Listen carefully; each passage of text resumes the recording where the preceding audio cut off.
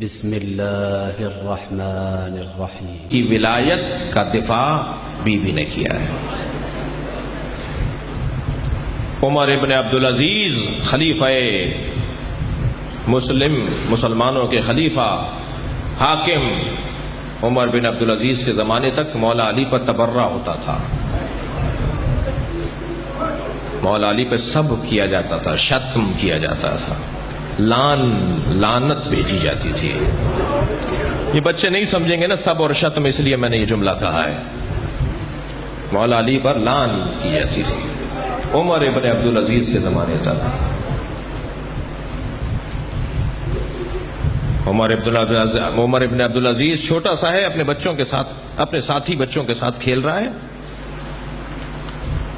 کہ بچوں نے نظم بنائی ہوئی ہے، بڑوں نے اسے نظم بنا کر دی ہوئی ہے، بچوں کا یہ گایا کرو، یہ پڑھا کرو۔ بچے نظم میں مولا کو نامناسب جملے دے رہے ہیں، مولا علی پر نامناسب جملے بول رہے ہیں، لعن کر رہے ہیں، توہین کر رہے ہیں علی کی۔ تو عمر ابن عبدالعزیز کا استاد اس گلی سے گزرا جہاں یہ بچے علی کی توہین کر رہے تھے، تو اس نے عمر کو بلا کے کہا، تم جس علی کے خلاف اور جس علی کی توہین یہ جملے کہہ رہے ہو، تمہیں پتہ ہے وہ کون تھے؟ انہوں نے 80 جنگوں کو جیتا ہے مسلمانوں کی، ان کے لیے نبی نے سینکڑوں حدیثیں ارشاد فرمائی ہیں۔ وہ نبی کی بیٹی کے شوہر تھے، وہ نبی کے بستر پہ سوئے تھے۔ بیٹا تم یہ باتیں نہیں کرو، یہ ان بچوں کو کسی نے غلط بتایا ہے۔ عمر عبدالعزیز کے ذہن میں بیٹھ گئی یہ بات بچپن سے کہ یہ غلط ہو رہا ہے، یہ اچھا نہیں ہو رہا، لیکن اسے کس چیز نے سہارا دیا کہ یہ تبرہ روکے مولا پر؟ مولا کو جو گالم دی جاتی ہے، مولا کو جو لعن کیا جاتا ہے، کیسے روکے؟ اگر عمر ابن عبدالعزیز کو بھی مولا کائنات پر سب و شتم روکنے کا موقع دیا تو وہ بی بی نے دیا۔ بی بی کا دور نہیں ہے، عمر ابن عبدالعزیز کا دور تو بہت بعد میں ہے، میرے چھٹے امام کا دور ہے، چھٹے امام کا دور ہے، نبی کی رحلت کے 100 سال کے بعد کا دور ہے۔ 100 سال تک علی پر لعنت ہوتی رہی۔ اللہ اکبر۔ جو لوگ ہم سے کچھ خفا رہتے ہیں نا کہ ہم کسی کا احترام نہیں کرتے، وہ دیکھیں کہ آغاز کہاں سے ہوا ہے، اس کا شروع کہاں سے ہوا۔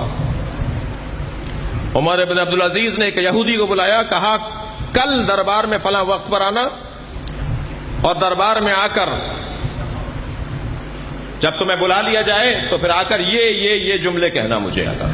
ایک یہودی کو کہا۔ دوسرا دن نمودار ہوا، انہوں نے مملکت کے سارے علماء کو، مفتیوں کو، علماء کو، مجتہدین کو، سب کو کرسیوں پر بلایا، کساب ایک بٹھایا اور کہا کہ ایک میں خاص گفتگو آپ سے کرنا چاہتا ہوں۔ سب کو دعوت دی، سب دربار میں آ کے بیٹھے۔ عمر ابن عبدالعزیز کے زمانے میں سب اس کے دربار میں آ کے بیٹھے کہ ایک مرتبہ دروازے پہ شور ہونے لگا۔ پوچھا کیا ماجرا ہے؟ کہا ایک یہودی ہے جو اندر آنا چاہتا ہے، مگر اس نے وقت نہیں لیا تھا اور یہاں آپ کی گفتگو چل رہی ہے۔ اس نے کہا کہ بلا لو اسے، اب وہ آ گیا ہے تو بلا لو، پوچھو اس کی حاجت کیا ہے۔ کب وہ آپ سے ملنا چاہتا ہے، کب بلاؤ۔ دربار میں آ کے کھڑا ہو گیا، علماء بیٹھے ہوئے ہیں، یہ اپنے تخت پہ بیٹھے ہیں۔ کہا کہو کیا کہنا چاہتے ہو؟ کہا امیر تم عادل ہو، منصف ہو، بردبار ہو، سمجھدار ہو، غصہ نہیں کرتے؟ کہا نہیں ہماری یہ عادتیں ہیں، ہم غصہ نہیں کرتے۔ کہا میں ایک آپ سے حاجت لے کر آیا ہوں، میری حاجت پوری کر دیں۔ کہا کہو کیا حاجت ہے؟ کہا میں آپ کی بیٹی سے شادی کرنا چاہتا ہوں۔ سپاہیوں نے تلواریں نکالنا شروع کی، علماء نے جو بیٹھے ہوئے تھے آوازیں لگانا شروع کی، بدتمیز ہے، امیر سے بات کرنے کا طریقہ نہیں ہے، مسلمانوں کے خلیفہ سے یہودی ہو کر اس کی بیٹی مانگ رہا ہے۔ شور مچنے لگا۔ عمر ابن عبدالعزیز نے آواز دے کر کہا خاموش خاموش خاموش، اس سے پوچھو تو صحیح کہ اس کے اندر یہ جرت کیسے آئی، آخر کیا سبب ہوا کہ جو اس نے اتنی بڑی جرت کی ہے۔ پوچھا، کہنے لگا مجھے تو تعجب ہو رہا ہے کہ آپ لوگ ناراض کیوں ہو رہے ہیں؟ میں نے آپ کی بیٹی کا سوال کیا ہے تو آپ ناراض ہو گئے۔ سارے مسلمان نبی کی بیٹی کے شوہر پہ لعنت کرتے ہیں۔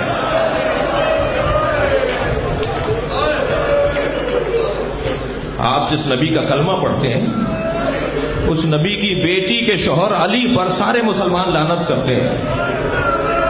جب نبی اپنی بیٹی ایسے کو دے سکتے تھے جس پہ سب مسلمان لعنت کریں، تو آپ مجھے اپنی بیٹی نہیں دے سکتے؟